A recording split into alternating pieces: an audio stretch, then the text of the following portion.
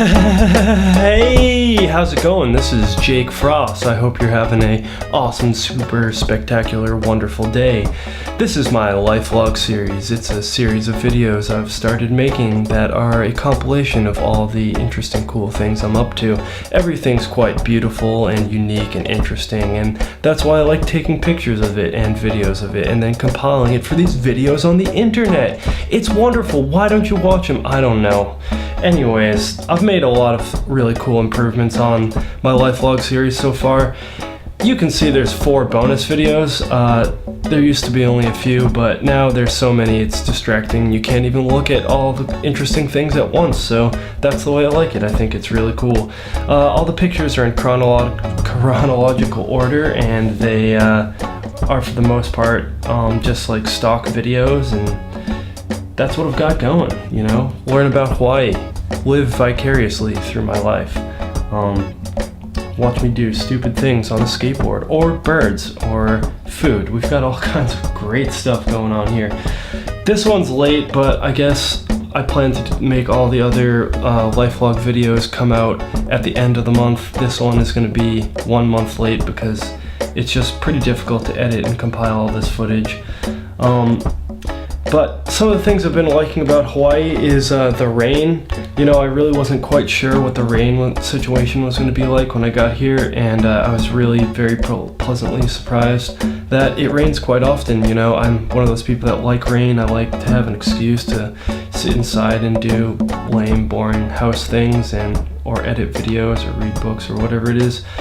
So I was really glad that there was a lot of rain here. Like, I was kind of thinking to myself at first when I came, like, you know, if it's sunny every day, then I'm gonna not really like that. But I was happy when some weeks it's just rained entire days. But I do my laundry out on a line, so it's kind of hard to do your laundry when it's raining all week, and then you've got moldy clothes, and I already experienced that. So a lot of learning curves here in Hawaii, you know, gotta learn the culture and how to get around and what not to do, and what to do, and all the stuff that is like that. There's grass here, probably because it rains so much, but you know, I've lived in places where the grass doesn't grow as well, and it's super disappointing because where the heck are you gonna sit? You're gonna sit on some dirt, you're gonna sit in mud, you're gonna sit in pine needles, you're gonna sit in a patch of prickers, you're gonna sit on a small fern tree. Not me. I'd prefer to sit on some grass. It's like Mother Nature's place to sit. I mean, animals do it. Why wouldn't you want to do it? I've lived in Montana for a while, and they had yellow, sticky kind of crud grass, and I really wasn't a big fan of that. Not that it's the reason that I moved from there. It's just that the grass is important, you know? It's always greener in a different state, apparently, and that's why I like trying out different states. I'm from New Hampshire, 24 years old. These things you're just gonna have to pick up as we're going. Look at the pictures, look at the video. You see the baby bird? It's so cute. There's lots of butterflies and beautiful animals and such here, but you know, there aren't a lot of vicious animals, which is good, because they're not like biting you and ripping your legs off or whatnot, because I don't really feel comfortable with that. And you know, if there's wolves out, you kind of gotta be prepared for that. But there's no wolves here in Hawaii. I was walking through the grass this one time here, and my friend is like, "Why are you walking so weird? What's up? Why are you doing that with your feet?" And I was like, I'm keeping out, you know, I'm kicking away any animals that might want to jump out and bite me and sting me. And he was like, "No, there's none of that here." And I'm like, "What? Oh my God." He's like, "Yeah, you're just looking like a fool walking like that." And I'm like, "Well, in New Hampshire, where I'm from, you know, there could be a water moccasin in this grass, or there could be a snake that you really might not feel comfortable having you get bitten by. You know, it might bite your leg, and that's something you don't want to do. Maybe you do. Maybe some people get off to that, but it's not me personally. I prefer not to have snakes biting me. But there's kind of like the environment naturally, I feel, is only going to be as difficult to live in or as easy to live in all around the world. it kind of, I feel like it equalizes. There's an equilibrium of danger for animals/humans to live in any environment. And so just because that, you know, it's easy to live, like even just the like rocks, like the lava rocks are sharp, you know, but the like grass is soft, or there's no predators. It doesn't ever get cold, but if you fall in the ocean, you're gonna get lost. So I feel like everything kind of weighs out. I'm sure there are places that are more dangerous than other places, but you know, I kind of have this like fake theory that I'm working on, that is that places equalize. You know, the ocean itself is such a powerful natural force. I go to Magic Sands beach in Kona, and it's probably my favorite beach I've been to here yet. You know, there's such a variety of beaches in Hawaii, or I'm on the Big Island, so in Hawaii, that there's a huge variety of beaches. But the Magic Sands beach, I went there, and this dad takes his like infant daughter, maybe a little bit more than infant, but like only not very much, infant daughter into the water, and the waves are like 3 or 4 feet or less, you know, and they're not from the front, but they're not really that big, and everyone just kind of is having a great time and splashing around and jumping the waves or going under the waves or bashing through the waves.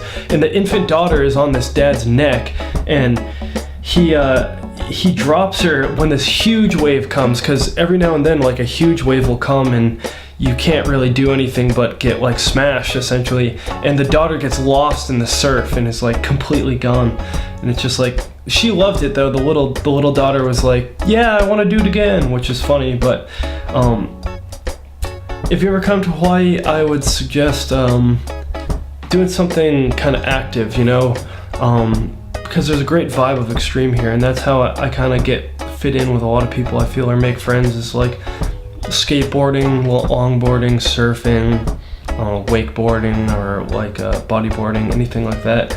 It's a great time. Like it's great to do all the tourist stuff, to like relax and everything. And one night we snuck through some hotel-like place or resort-like place, and went to one of their hot tubs. It was really cool. But I don't really have a lot of money, so I tend to not do those things. But if you ever come here, I suggest doing something active, you know, whether it be like a road run or a road bike, or, you know, do some bodyboarding or anything. But Magic Sands is such a great beach.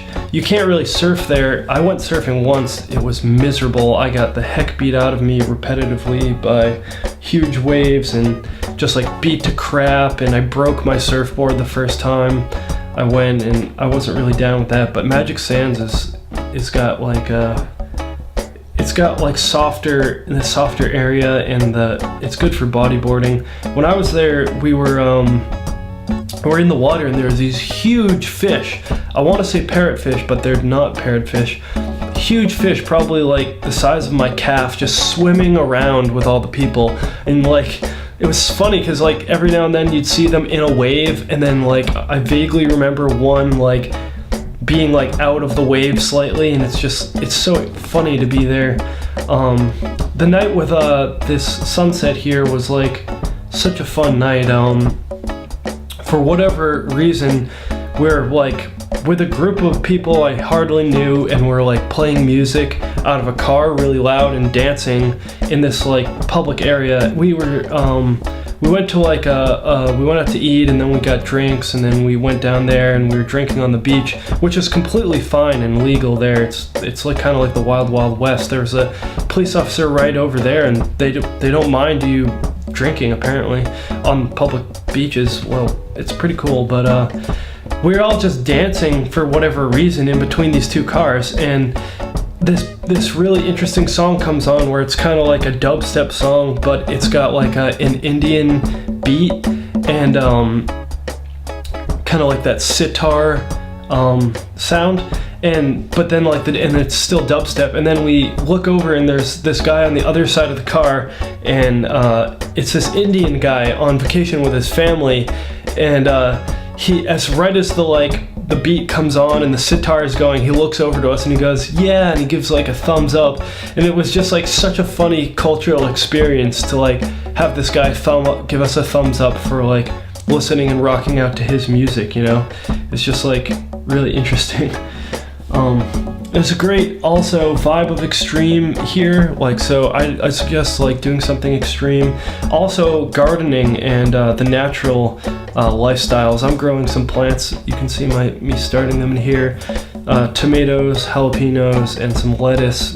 And I'm not putting very much effort in at all, but everyone in my town, at least, or not everyone, but a lot of people are into growing their own food, and like a lot of the restaurants are local organic. Even Ultimate Burger, which is one of the burger places, it does a local organic beef. And Figs is a freaking crazy restaurant. I have a picture in here of it, but it's the one with a big hamburger guy, and it's just so funny because their advertising is completely whack. Like, but they literally slaughter their own cows. And I was talking to this kid today, and he's like, yeah, I have to go home and help my parents slaughter the animals for a party tomorrow. And I'm like, oh my God, that's insanely sweet. But there's a lot of solar panels, a lot of wind power, a lot of growing your own food.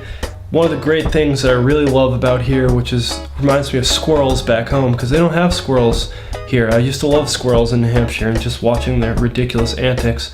But here they have birds that don't move out of the road until you're like literally centimeters from them, which is so funny, because I don't know why it's funny and why I love it so much, but it's great. Like, you're just driving your car and you're like, oh my God, I'm gonna hit this bird, and then it's just flies off and it's like, that's what you think, a-hole. And then it's just totally calm about it, and you're like, are you suicidal? You almost just lost your life there, bird. It's not really cold at all, but since I've gotten here, I've kind of noticed I have adjusted to the temperature. Like, at first, like, people wear like blankets to school. Like, they just take them straight off their bed and they're like, it's so cold this morning, I'm gonna go like to school with a blanket on. Well, I guess up near Mauna Kea, like in the mountains and stuff, there's snow, so it's legitimately cold. But at least where I am, I was really laughing at people when they told me it was winter. They told me it was cold when I first got here, but I'm only like 2 months and a half in, and it's like I'm getting so adjusted to it that I feel like my body, it gets cold too, and I have to wear a sweatshirt. One of the awesome things that I've been liking about living here is free public stuff. You know, like almost every restaurant is bringing your own beer, and almost every like beach is accessible. There's some kind of law where like most of the Big Island coast, at least, or Hawaii coast,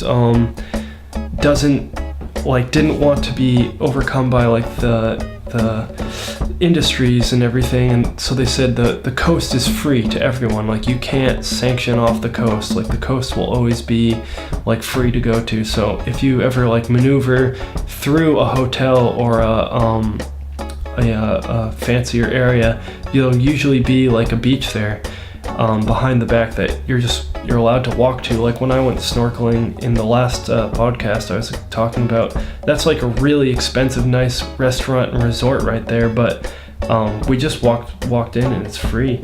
And there's just like a lot of areas like that.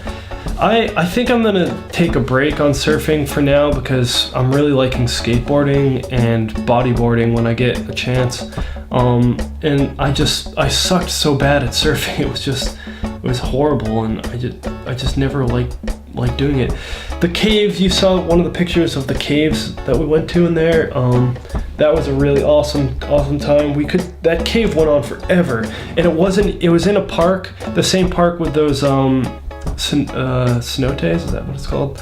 I know that's a Spanish word, I guess, but the cave went on and on and on, but it wasn't even in that park's like public area. Like, we just walked off this path in the park, and somebody happened to know where it was, and so we went there and climbed down the lava tubes, and it was kind of scary, but we had lights, and I wasn't very well prepared, but we didn't go that far, and in there the area was just completely still. Waipio Valley and Pololu are two of the really cool valleys. You know, to me Hawaii looks like a big plateau, and those valleys are like where you can kind of sneak down and see all the rivets and whatnot in the land. But it really trips people up because they'll go hiking without preparing at all, and that's not really something I'm used to. And I know multiple people out here who have gotten lost out for entire nights because they're just like, oh, it's a tropical wonderland, I don't really have to prepare, and then they don't prepare and they get lost outside. But so I'm usually one of the people who are advocating for preparing. This is going to be the end of the video, and it's going to be awesome, and I'm not going to screw it up one time, right? Okay, there's my plants. The night sky, just being able to see the night sky is awesome. Oh, dogs back home, not looking too cool back home. Looking pretty lame, and my crazy beard, which I have since trimmed up. So thanks for watching my videos, and tune back to hear more about this.